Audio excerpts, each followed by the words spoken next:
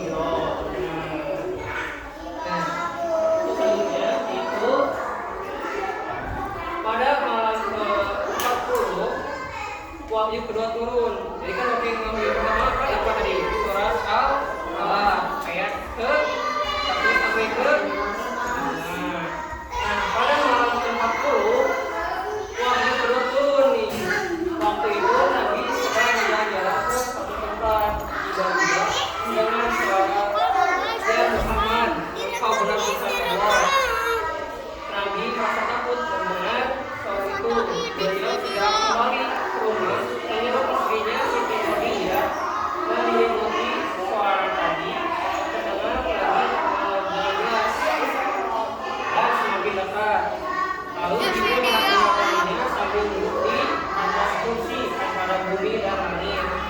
Lalu turunlah ayat Al-Mudaththir ayat 1 sampai ke 5 yang bunyinya itu, Ya ayyuhal mudaththir qum fa'anzir wa rabbaka fakabbir wathiyabaka fatahhir wa rabbaka fakabbir.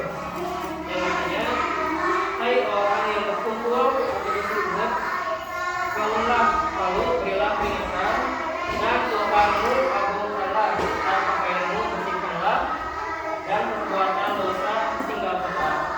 Jadi bahas lagi ke wahyu yang pertama, yaitu surat Al-Alaq ayat ke-1 sampai ke-5. Lalu turun wahyu yang kedua. Di sini wahyu yang kedua yaitu surat Al-Mudaththir ayat 1 sampai ke-5. Lagi. Nah, masuk ke fase dakwah Nabi Muhammad SAW di Mekah. Nah, ada dua fase nih. Ada fase yang pertama yaitu fase secara sembunyi atau sedia yang terjadi selama 3 tahun. Yang kedua ada fase terang-terangan atau jahriyah selama 10 tahun. Nah, setelah fase kedua berakhir, Allah menurunkan firman-Nya itu surat Asy-Syura ayat ke-14 yang bunyinya, "Wa'anzir ashiratakal aqrabin." Yang artinya, dan berilah peringatan kepada kerabat-kerabatmu mengingat dan dekat.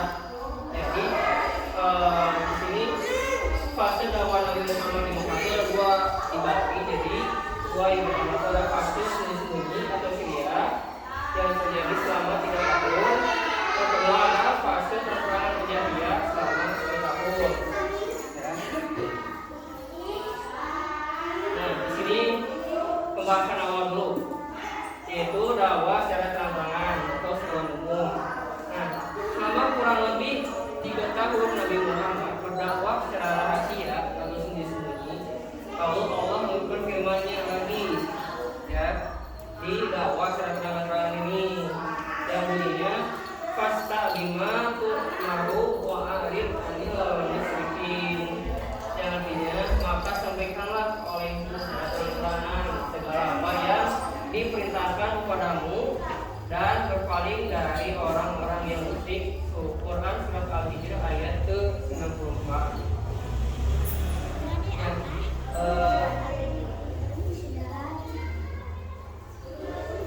Tadi bahas lagi ke wahyu yang pertama. Yang pertama yaitu apa tadi? Yang pertama Nabi Muhammad. Ya, surat Al-Alaq ayat ke turun di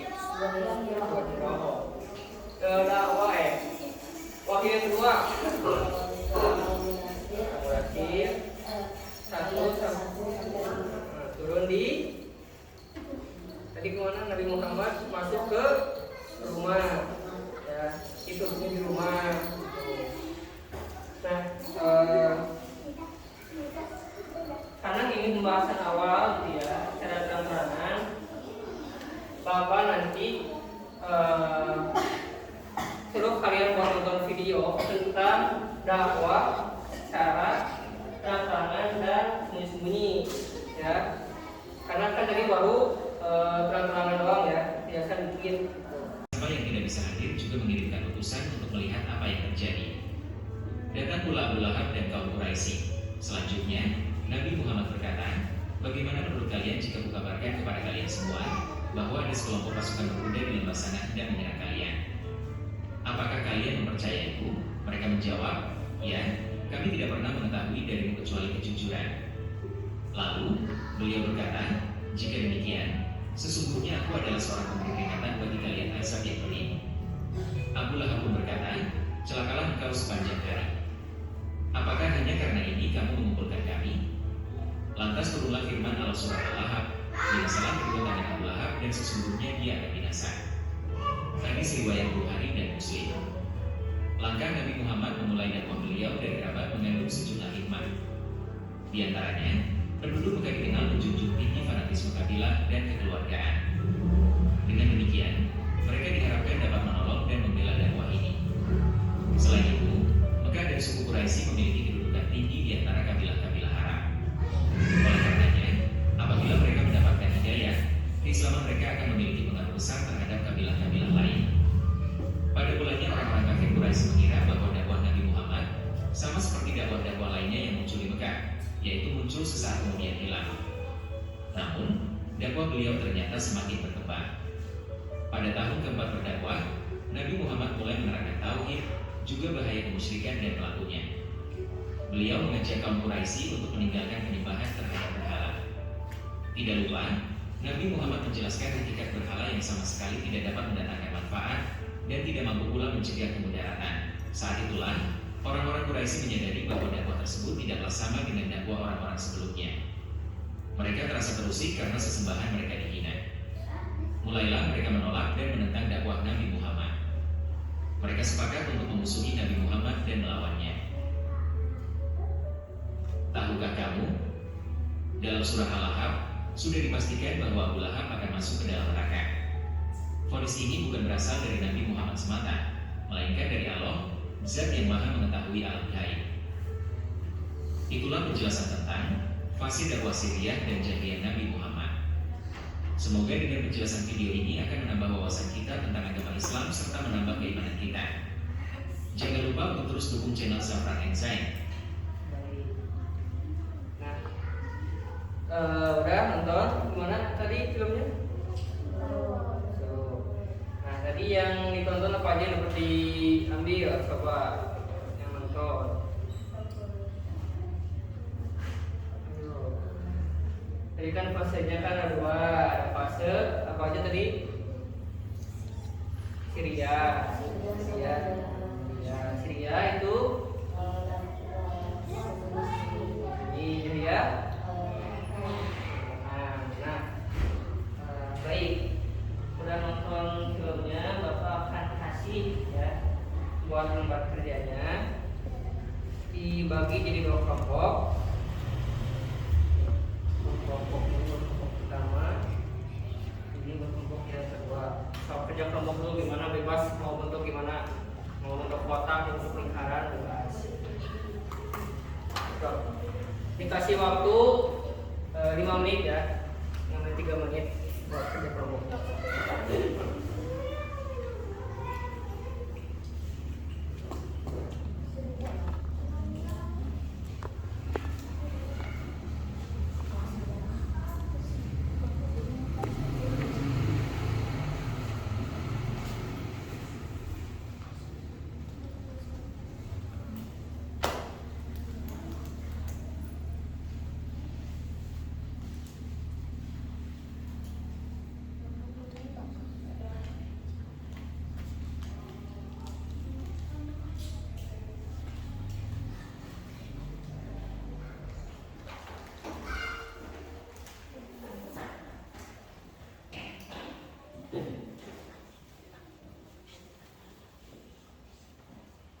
Untuk jawabannya di buku atau di sini? Langsung di situ aja.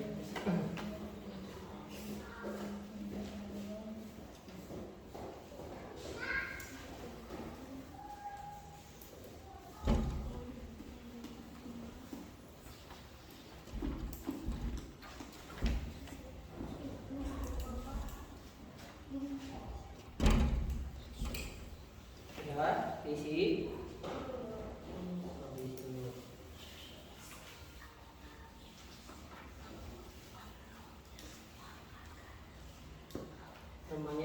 namanya nama-nama yang sukanya.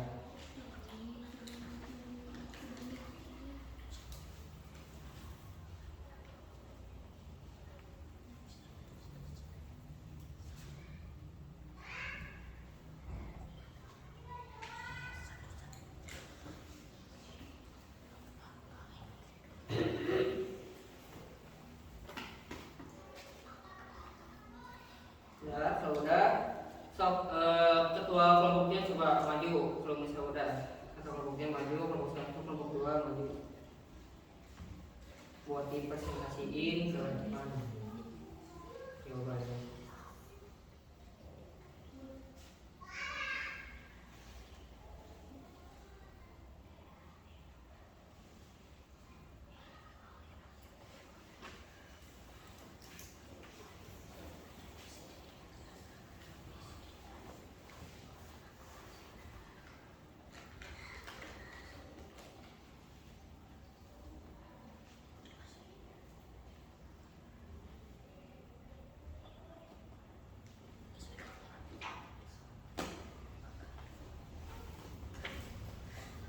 Ya, diisi. Sok, ini udah habis waktunya. Sok, coba maju ke depan. Sok, buat ketua kelompoknya maju ke depan.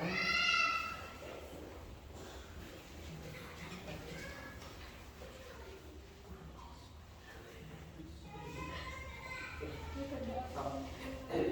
Dari kelompok satu dulu, kelompok satu. Sok. Soalnya. Jelaskan alasan utama menggunakan Nabi Muhammad SAW